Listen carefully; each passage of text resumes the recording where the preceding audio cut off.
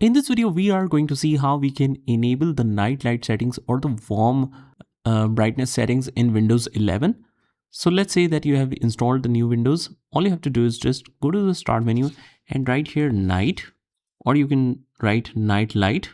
And even if you don't see it anywhere in the menu, you just hit enter. Don't worry, it will take you to this section.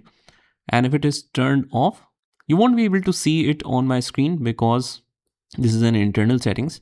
So right now the night light is turned off and this is to the cool tones. So if you want to set it to the warmer tones, you click on turn on now and you can increase or decrease the strength accordingly.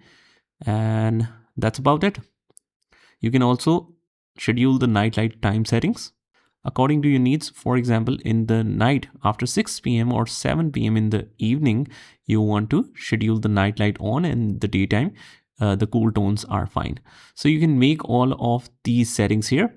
I hope you found this video helpful, and if you did, hit the like button and subscribe to our channel, and I will see you in the next one.